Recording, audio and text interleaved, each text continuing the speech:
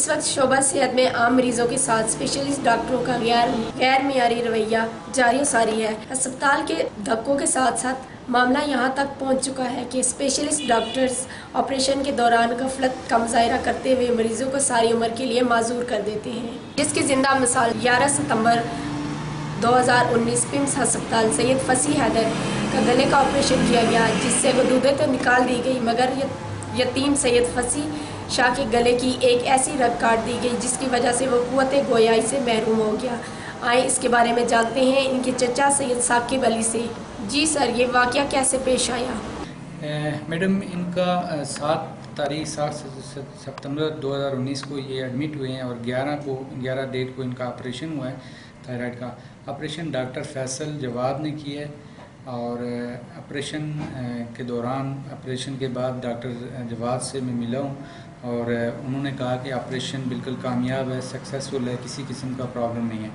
तो after operation जो उन्होंने फिर इसको वार्ड में शिफ्ट किया, 4 दिन वार्ड में रहा। ये वार्ड में भी जो रूम डॉक्टर होते हैं या डॉक्टर जवाद राउंड पे आते रहे, तो उन्होंने बिल्कुल हमें सर्टिफाइड किया, हमने क्वेश्चन भी किया तो सर्टिफाइड किया कि ऑपरेशन कामयाब है।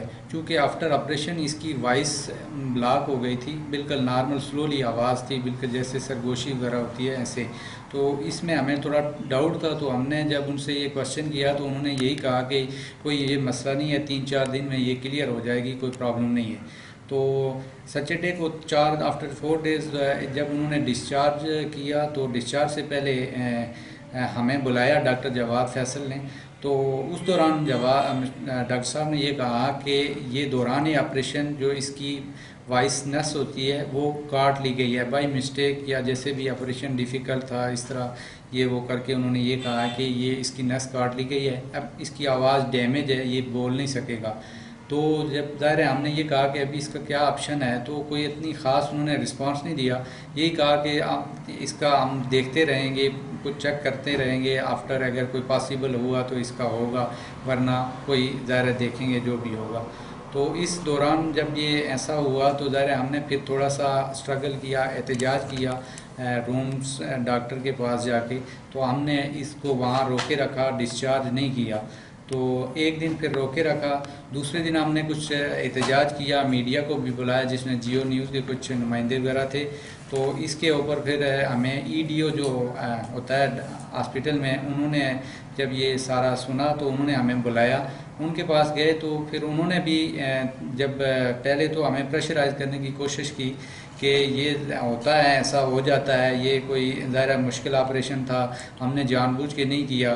तो ज़ाहिर हमने फिर उनसे क्वेश्चन किया कि ज़ाहिर है ये अगर होता है तो इसमें मज़ीद क्या पॉसिबिलिटी है।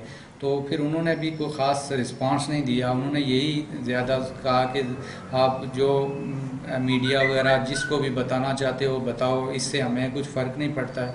तो ऐसी वैसी बातें करके हमें टाल मटोल करके वापस भेज दिया। तो अभी मैं ज़ाहिर ये यतीम बच्चा है जो सैयद फसी अब्बास है, मैं इसका अंकल हूँ, भतीजा है मेरा। तो ये यतीम है और सेकंड ईयर का स्टूडेंट है।